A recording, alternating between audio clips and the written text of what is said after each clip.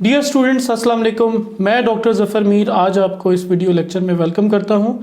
आज का lecture basically research project 8613 से मुतल्लिक है और आज के लेक्चर में 3 पार्ट्स हैं। नंबर 1 इंट्रोडक्शन इस प्रोजेक्ट का, नंबर 2 के आपके जो 13 क्वेश्चन है जिसके आपने आंसर करने हैं उनका, नंबर 3 जो टॉपिक्स हैं आपके जो पैंडेमिक की वजह से जो आपको सब थीम्स दिए गए हैं उनके हवाले से मैं गुफ्तगू करूँगा और आखिर में मैं आपको ये बताऊँगा कि क्या आपको इस प्रोजेक्ट में नहीं करना जिसकी वजह से आपके 0 नंबर अवार्ड हो जाएं। ठीक है, जो नहीं करनी चीज़ें वो मैं आपसे शेयर करूँगा। तो सबसे पहले इस प्रोजेक्ट की मैं थोड़ी सी डिटेल बता दूँ। 8613 जो रिसर्च प्रोजेक्ट है ये थीसिस नहीं है, काइंडली ये आप जहनों से निकाल दें। ये कोई MA MPhil PhD लेवल का थीसिस नहीं है, ये एक रिसर्च प्रोजेक्ट है, मिनी रिसर्च प्रोजेक्ट है जो कि एक्शन रिसर्च आपने करनी होती है ड्यूरिंग क्लासरूम। अगर आप टीचर हैं, पढ़ा रहे हैं, तो आप अपनी क्लास में कोई अगर आपको प्रॉब्लम आ रही है उसका आप सलूशन ढूंढते हैं रिसर्च के थ्रू। तो ये एक्शन रिसर्च है जो आपकी प्रैक्टिस इंप्रूव करती है। इवन आप टीचर नहीं भी हैं तो आप टीचिंग प्रैक्टिस के दौरान जब आप टीचिंग प्रैक्टिस कर रहे होते हैं तो उस वक्त जो आप प्रॉब्लम फेस कर रहे होते हैं उसका रिसर्च के थ्रू कोई सलूशन तलाश करते हैं। तो ये एक्शन रिसर्च है जो आपकी प्रैक्टिसेस इंप्रूव करती है। ठीक है, अच्छा, अगेन मैं वो बात दोबारा दोहरा दूं कि ये थीसिस नहीं है, छोटा सा प्रोजेक्ट है, स्मॉल स्केल रिसर्च है। आप 5 स्टूडेंट्स के ऊपर भी रिसर्च कर सकते हैं, 1 स्टूडेंट के ऊपर इवन केस स्टडी कर सकते हैं। ठीक है, कोई एक्सप्लोरेशन करनी है 3-4 स्टूडेंट्स का इंटरव्यू कर सकते हैं। ठीक है, कोशिश करें कि ये आप जो रिसर्च करें वो एक्सपेरिमेंटल हो, यानी कोई चीज़ डेवलप कर दें स्टूडेंट्स में, या आप कोई एक्सप्लोर करें चीज़ें, जैसे बिलीव्स एक्सप्लोर कर लें, जैसे आप कोई आइडेंटिफाई कर लें प्रॉब्लम स्टूडेंट्स के, लर्निंग डिफ़िकल्टीज आइडेंटिफाई कर लें। ये तो एक यानी क्वालिटेटिव करें रिसर्च या फिर आप एक्सपेरिमेंटल कर लें। सर्वे रिसर्चेस के लिए चूंकि आपको डेटा बहुत ज़्यादा चाहिए होता है, कोरिलेशन के लिए भी डेटा बहुत ज़्यादा चाहिए होता है, तो आप अवॉइड करें ऐसी रिसर्च करने से ना जिसमें डेटा आपको ज़्यादा रिक्वायर्ड है। फिर मैं आपको शेयर करूंगा कि जो इस दफ़ा टॉपिक्स हैं, फॉर एग्ज़ाम्पल आपको कहा गया है कि सेल्फ अवेयरनेस पे काम करें, self efficacy of students, logical reasoning, problem solving, इसी तरह एक्सेप्टिंग एरर्स। ठीक है, इन तमाम के ऊपर टॉपिक्स किस तरह बनाने हैं। ठीक है, अभी जो स्टूडेंट्स आप लोग लिटरेचर पढ़ते हैं, लिटरेचर रिव्यू करते हैं, उसके बाद आप टॉपिक कैसे लिख सकते हैं वो मैं आपसे थोड़ा सा शेयर करता हूँ। मसलन आपका टॉपिक ऐसे लिखा जाना चाहिए, to develop creativity in students at grade 3। ठीक है, या आप ये लिखें to explore self control of students at grade 3, या आप ये लिखें to identify problems related to logical reasoning. ठीक है, या to identify problems related to problem solving ability of the students. ठीक है, कुछ स्टूडेंट्स पे रिसर्च करनी है। ठीक है, पेरेंट्स की परसेप्शंस लेने की ज़रूरत नहीं है, टीचर्स की परसेप्शंस लेने की ज़रूरत नहीं है।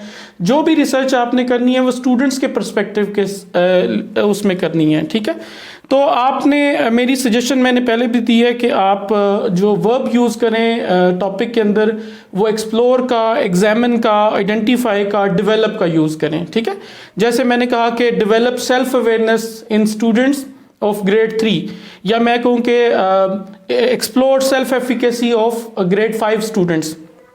अच्छा, ये तो हो सकता है कि अगर कोई एक स्टूडेंट अगर सेल्फ एफिकेसी डेवलप कर रहा है 3 ग्रेड के स्टूडेंट के ऊपर, तो वो 5th ग्रेड के ऊपर भी हो सकता है टॉपिक, और वो 8th ग्रेड के ऊपर भी हो सकता है। ठीक है, अच्छा, इसी तरह आप प्रॉब्लम सॉल्विंग स्किल्स डेवलप करते हैं स्टूडेंट्स के अंदर।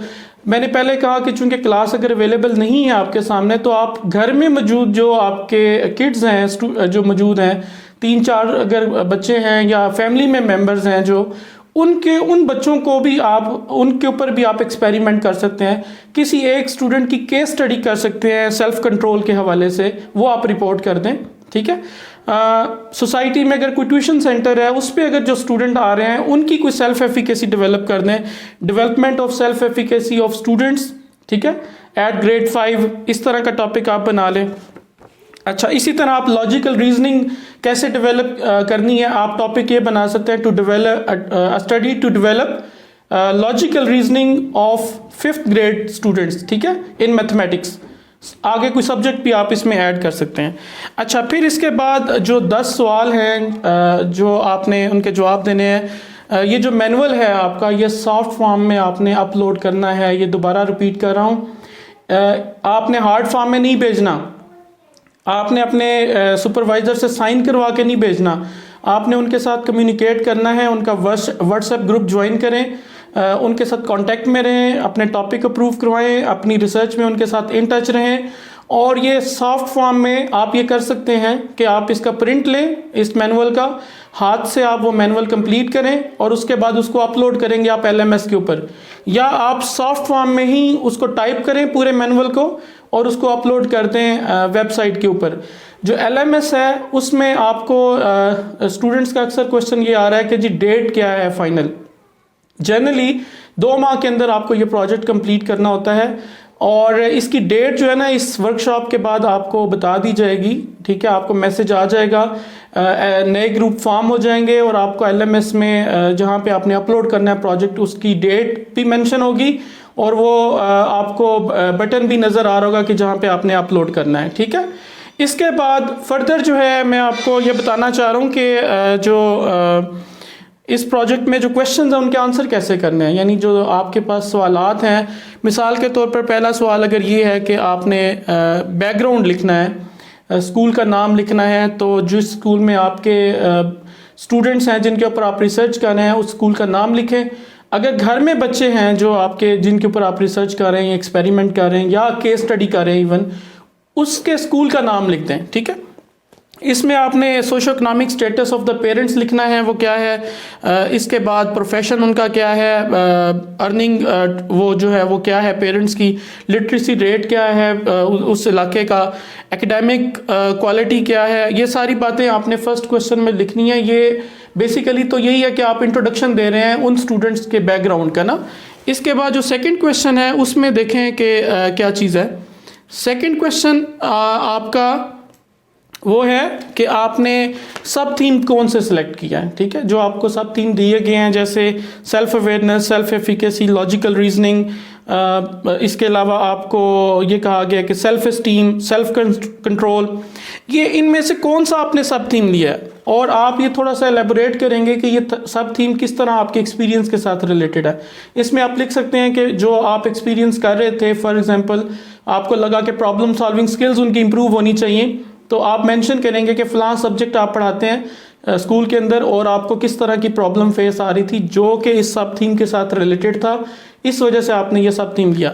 तो आपने सब थीम को ज़रा एलेबोरेट करना है कि आपने वो क्यों सिलेक्ट किया, आपके एक्सपीरियंस के साथ किस तरह वो रिलेट करता है, या वो प्रॉब्लम क्लासरूम के अंदर या आपके बच्चों के अंदर घर में भी वो प्रॉब्लम आपको किस तरह वो नज़र आई, ठीक है। इसको एलेबोरेट करके सिर्फ लिख देना कि वो जो सब थीम है वो किस तरह आपके उस प्रॉब्लम के साथ रिलेट करता है। फिर आपने थर्ड जो सेकंड क्वेश्चन है उसमें आपने ये डिस्कस करना है कि डिस्कशन जो आपकी कुलीग के साथ हुई है, जो आपके स्कूल में कुलीग है, इवन आपके घर में कोई सिस्टर है, ब्रदर है, जिसके साथ आपने ये टॉपिक डिस्कस किया है, सुपरवाइज़र के साथ जो आपकी डिस्कशन हुई है कि ये टॉपिक क्यों लिया है या ये थीम क्यों लिया है या इस पे रिसर्च क्यों करनी चाहिए या अल्टरनेटिव्स क्या हैं, हम एक्सपेरिमेंट करें इस रिसर्च को या सर्वे करें या क्वालिटेटिव एक्सप्लोर करें, ये सारी बातें जो है वो आपने इधर लिखनी है। जो आपकी डिस्कशन हुई है टीचर के साथ या सिस्टर के साथ या ब्रदर के साथ या इवन कोलीग के साथ, वो आपने यहाँ पे लिखनी है।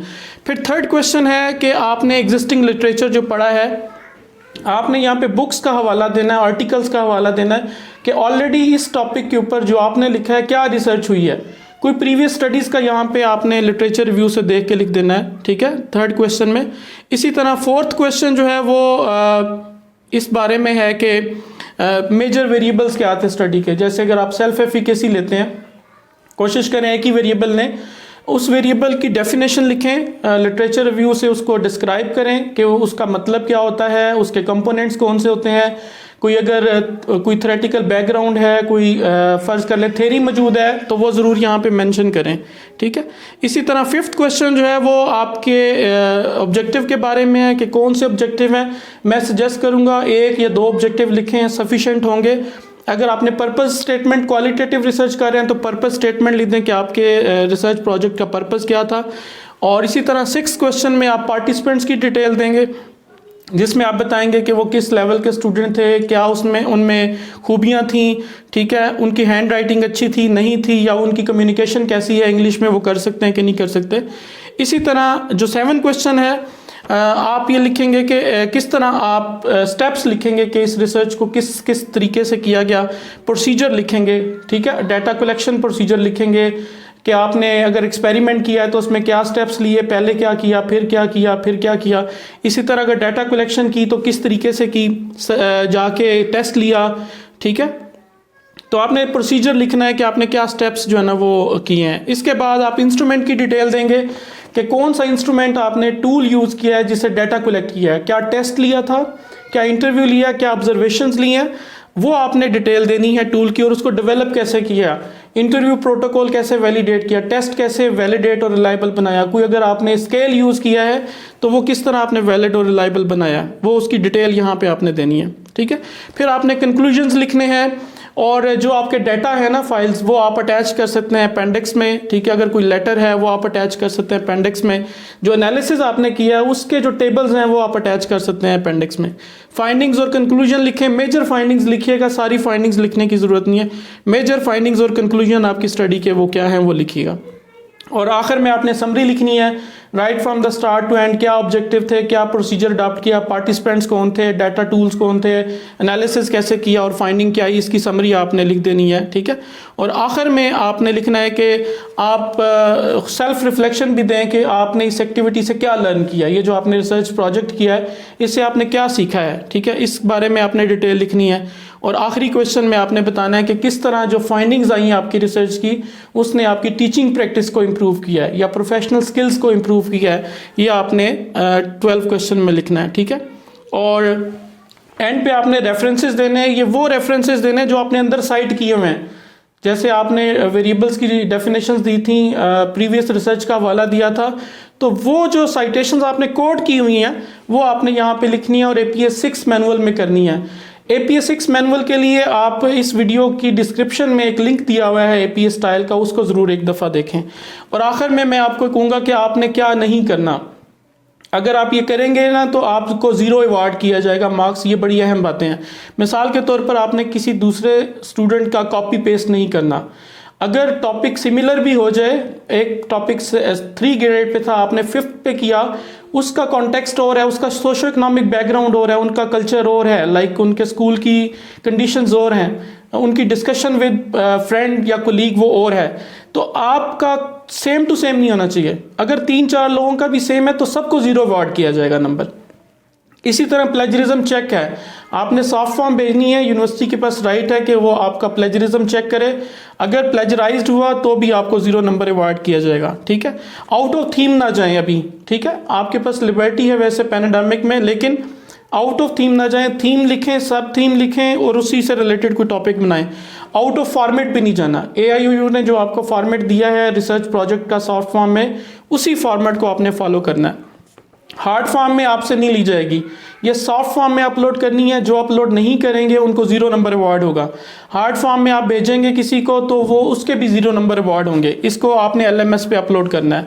ड्यू डेट से पहले आपने जमा करवानी, जो आपको ड्यू डेट दी जाएगी उसी डेट से पहले आपने LMS के ऊपर अपलोड करनी है और इंग्लिश में लिखनी है, उर्दू में नहीं लिखना, ठीक है। अगर उर्दू में लिखेंगे तब भी आपको 0 नंबर अवार्ड किया जाएगा, ठीक है।